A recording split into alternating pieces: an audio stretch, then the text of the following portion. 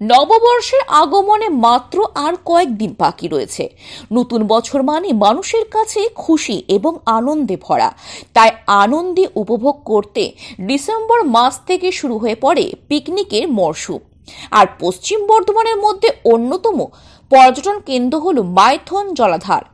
তাই প্রতি বছর পিকনিকের আনন্দ উপভোগ করতে বহু দূর দূরান্ত থেকে মানুষের সমাগম ঘটে মাইথনে।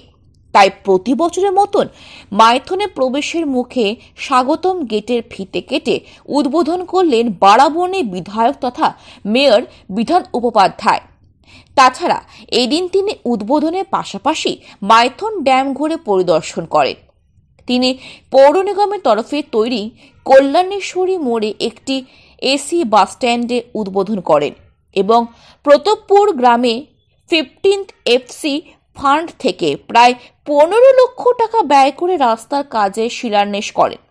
পাশাপাশি মেজারলাডি ও রামচন্দ্রপুর গ্রামে একটি করে সাবমার্সেল পাম্পের উদ্বোধন করেন।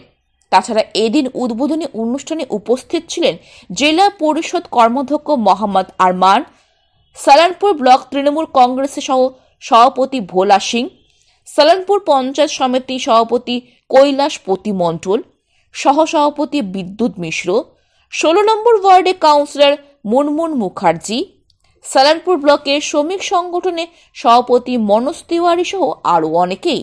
উদ্বোধন হলো, সাবমার্সিবল পাম্প হলো, আমাদের কর্পোরেশনের পক্ষ থেকে হলো একটা বাস স্ট্যান্ড হলো। এবং যেহেতু মাইথনটা আমাদের এই ডিসেম্বর থেকে জানুয়ারি ফেব্রুয়ারি পর্যন্ত যেহেতু পিকনিক স্পট একটা, এখানে প্রচুর মানুষ সারা পশ্চিমবঙ্গ সহ আশেপাশের রাজ্য থেকেও মানুষ আসে। তো এখানে আমাদের যারা তৃণমূল কংগ্রেসের কর্মী যারা আছে তারা এখানে সব সময় মানুষের সাথে থাকে, মানুষের পাশে থাকে এবং এই কদিন মানুষকে পাহারা দেবে। মানুষের যে কোনো অসুবিধা বিভিন্ন জায়গা থেকে আসবে, তাদেরকে সুযোগ সুবিধাগুলো করে দেওয়ার জন্য আমাদের টেন্ট ফেন্ট এগুলো হয়, তো সবগুলো অ্যারেঞ্জমেন্ট করা হচ্ছে।